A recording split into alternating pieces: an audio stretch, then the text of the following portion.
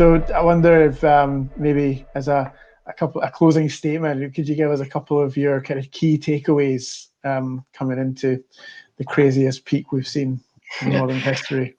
Yeah, I think if you were to try and distill it down, there's probably three things that would be, for someone to be mindful of. I think, like I was saying at the beginning, to prepare for an earlier peak. So there are brands that have already started moving in early November, and they're going to start benefiting from less competitive auctions, so lower cost per clicks and lower CPMs within those auctions.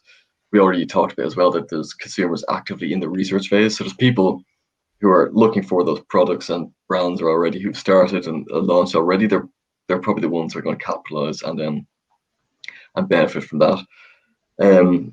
Secondly, then it's that new audience as well. So it's as well as the consumer who generally doesn't shop online, so it's preparing for those. But also, the prediction is for 2020.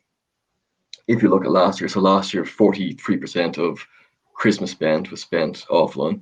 So now if you imagine this year, that's a massive amount of what would have been offline spend now going online. So we're looking for, there's going to be a huge amount more happening there. But consumers at the same time, there was a study, I think Google did a study looking at consumers and what they wanted pre and post COVID, and the top drivers of what convinced consumers to buy didn't change. It was price and it was availability. So are you able to compete on price? If so, you're in a good position. And can you fulfill those orders? So is your product available, and can you buy online, purchase in store, for example? And kind of linked, but say thirdly, it would be expect a noisier peak. So with the same way there's, say, offline spend going online for consumers, as well as that there's advertising spend. So we have this with our clients too. So there's clients who would have spent on, out of home or say magazine publications, that kind of stuff, but now they're, okay, we're not going to do that. We're not going to spend out of home. We're going to focus online because you can be more flexible. You can switch on and off at the drop of a hat. So with that, what's going to happen is it's going to be quite competitive auctions. It's going to be lots of advertisers in space. It's going to be quite noisy. And something we didn't talk about, actually, just to really quickly touch on here, is that consumers are spending time on different platforms. There's a huge amount more different touch points before they get to the end goal. So it's a case of, as a brand, what platforms make sense for me, and also what stage of the funnel should I be engaging in these particular platforms. Like TikTok, for example, huge uplift during lockdown among Gen Z up to millennials. But for us, it's working really well, upper funnel awareness, but not quite there yet for driving sales. But for us, it's just useful for widening the funnel thing. And that's a case of weighing up these things. So just to very briefly recap, so it would be that new customer, a longer peak, and also the noisier peak as well.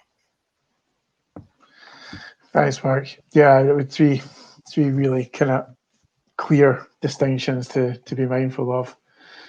Hannah, any closing thoughts from yourself? A little similar, actually. I mean, we've spoken about data throughout today, and data for me is, without a doubt, it's the secret sauce. It's every brand's way to understanding what's happened, what do I need to do next, and how do I get there. So I think paying close attention to the data that you have, and I think we've been blessed with an incredible amount of data this year, which should help brands knowing what happens next, and how to manage expectations. So that's the first thing. Pay attention to your data, but also understand the differences between what your audience data is presenting, what your business data is presenting, and what your performance data is presenting, but using them collectively, because they effectively tell the story your business needs to understand about how do I get from A to B. I think the second thing is, to Mark's second point, there's definitely been this huge expansion into different channels this year. We're doing so much more to re-engage with our consumers, and therefore platforms again like TikTok's become far more important in the digital space, probably a lot quicker than we all anticipated, because we're able to have we're able to communicate more often with our consumers, as we've seen the numbers spiking across platforms such as YouTube as well. So we have such a wealth of digital channels available to us now.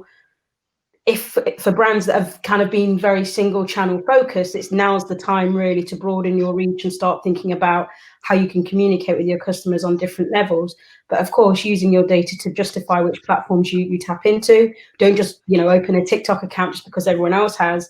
Make sure it's right for the audiences that you're wanting to talk to. And I guess the last thing is be bold and brave. There is definitely a COVID halo effect, but I don't think it's a one-off for certain brands. And I think it's really about understanding, how do I understand the difference between what's genuinely COVID and what's genuinely the opportunity for my brand to elevate itself from this point onwards. And that's been a really interesting exercise that we've had to do with a number of clients this year when forecasting 2021, is understanding, well, would this happen again next year? Possibly not, because that's very, very much, tied to the first lockdown. However, what this did do is created an opportunity for this brand to be heard more, to be seen more, because we did something different. So how do we take advantage of that thing that we did in our business to pivot in the current climate? So don't just see this as an entirely one-off effect. Still continue to be brave, because this, people have stood up, they've paid attention, they've recognized your brand. It's now your opportunity to keep on doing something different to push your business forward. So those for me would be the three core areas for people to focus on. Yeah, absolutely echo that. The digital engagement is here to stay, right? So yeah, make sure you're maximizing it beyond peak. And I think the final thing I'd like pick up on that you covered earlier, Hannah, is make sure you're set up to deliver as well. That'd be my other kind of final piece of insight. Deliver from a customer experience perspective and a platform perspective, so that those customers are going to keep coming back. So yeah. Really interesting talking to you both. Many thanks for joining us. Thanks for having us. Thank you guys. Thank you. Speak to you again soon. Bye for now. Cheers, thanks. Bye-bye. Yeah.